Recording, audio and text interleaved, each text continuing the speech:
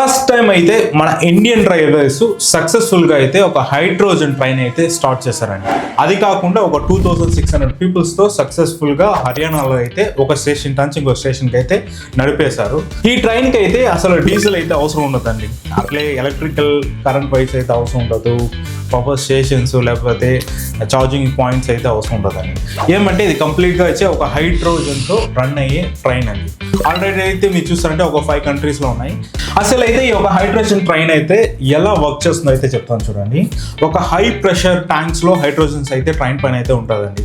ఆ ట్రైన్ పైన ఉన్న హైడ్రోజన్ ఏం చేస్తారంటే ఒక ఫ్యూయల్ సెల్స్లో పంపించి బయట ఉన్న అట్మాస్ఫియర్లో ఉన్న ఆక్సిజన్ తీసుకొని ఈ రెండింటికి రియాక్షన్ అయితే చేస్తారండి. రియాక్షన్ చేసినప్పుడు డిఫాల్ట్గా అయితే వాటర్ ఎలక్ట్రిసిటీ అయితే ప్రొడ్యూస్ అవుతుంది. ఈ ఎలక్ట్రిసిటీని ఏం చేస్తారంటే ట్రైన్లో ఉన్న బ్యాటరీస్ని చార్జ్ చేసుకుంటూ ఈ మోటార్స్ని రన్ చేసి ట్రైన్ అయితే నడుపుతారండి. దాంతోపాటు ఏమవుతుందంటే జనరేట్ అయిన వాటర్ని స్ట్రీమ్ చేసి బయట అయితే నేచర్లో అయితే రిలీజ్ చేస్తారండి. దీనివల్ల ఏమైపోతుందంటే నేచర్కి అయితే ఎలాంటి డ్యామేజ్ ఉండదు. ఎందుకంటే ఇప్పుడున్న డీజిల్ ట్రైన్స్ కానీ వీళ్ళన్నీ చూసారంటే కార్బన్ డైఆక్సైడ్ వచ్చి ఎమిషన్ అవుతుంది. దానివల్ల నేచర్ అయితే చాలా ప్రాబ్లమ్స్ అయితే జరుగుతాయి. దానికోసమే అండి ఒక హైడ్రోజన్ ట్రైన్స్ అయితే ఇన్వెన్షన్ చేస్తారు.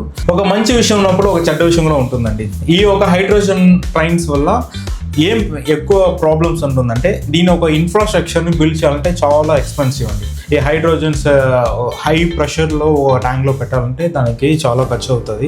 ఎక్కడైనా లీక్ అయినా కూడా పెద్ద ప్రాబ్లమ్స్ అయితే క్రియేట్ అవుతుంది. మొత్తానికైతే ఇదండి ఒక హైడ్రోజన్ ట్రైన్. అది కాకుండా ఇంత ఎక్స్పెన్సివ్గా మనం అయితే ఈ ఇన్ఫ్రాస్ట్రక్చర్ని డెవలప్ చేయాలని అయితే నాకైతే క్వశ్చన్గా ఉందండి. అదే క్వశ్చన్ మిమ్మల్ని అడుగుతున్నాను.